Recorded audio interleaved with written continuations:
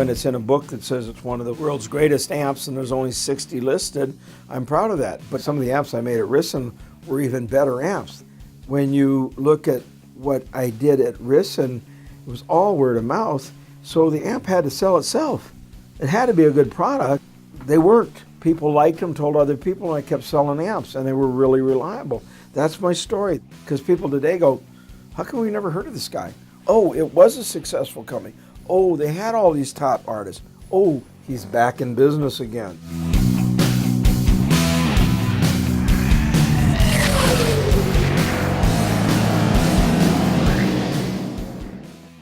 You listen to what musicians want, and then you work on the circuits and you select the speakers. You also listen to them, what they say when it has to do with reliability or when it has to do with portability.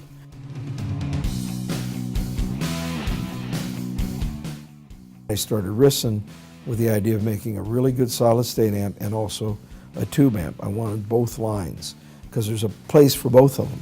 And there's certain things solid state amps will always do better than tube amps. And then there's certain things, if you're an old guy like me and you think of vintage, there's certain things tube amps do that no matter what, and I did a lot of solid state designing and made them very tubey sounding, but they never get the attack, they never get exactly the same overtones.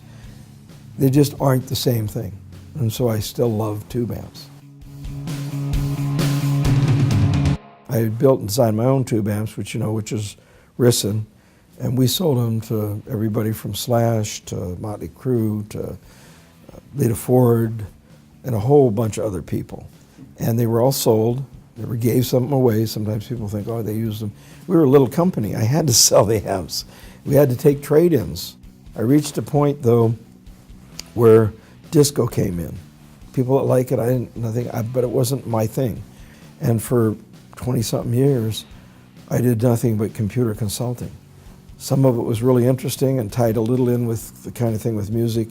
And I just went around analyzing and setting up network systems.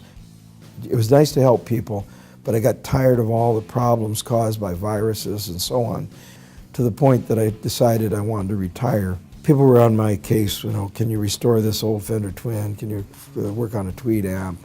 Marshalls, they still want me to work Marshalls even though I didn't work there. They're based off the old Fender amps anyway, the Basement and stuff.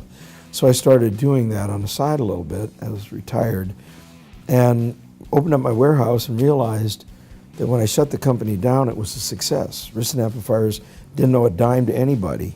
The one thing I had done at Risson just prior to shutting it down was a lot of the top groups loved my big amps, but they were too loud to play in small clubs. They were 200 watt, 150 watt. They recorded okay, but you had to play them really loud. And so there was a need and a request for a practice amp, an amp that could work in the studio, an amp that could work in a small club. And that amplifier is what I call the Marvell now.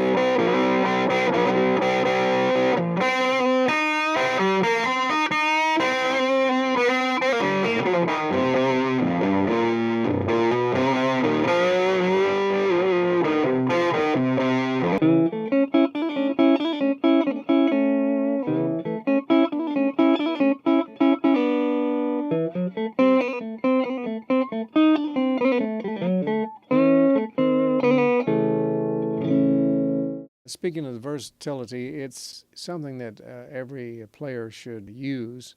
It's the volume control and the tone control. A lot of people just turn it wide open and away you go. But I think we've demonstrated here that you can start with a cleaner sound, softer, using dynamics when it comes time for you to really kick it in. Instead of using a stomp box, try to use just the volume control on your guitar.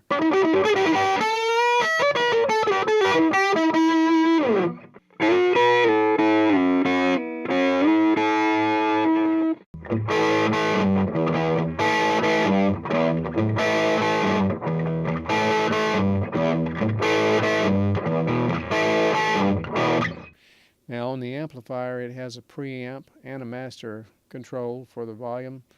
Preset that, it has a foot switch where you can kick in a boost. Also has your regular treble, bass, and mid, plus either presence or coloration control called voicing, which covers it all.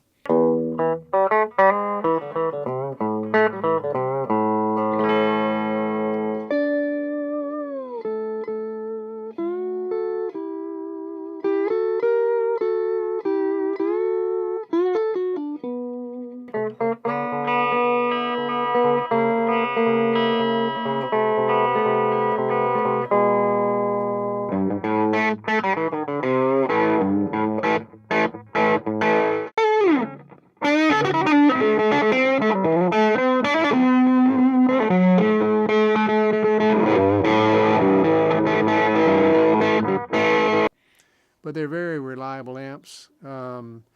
These new amps called Marvell are a brilliant idea. They look really nice. They're light, they're easy to carry, they're made out of quality material, pine cabinets joined on the corners. Very stable, very, very nice sounding. The soundboards are great, everything is great.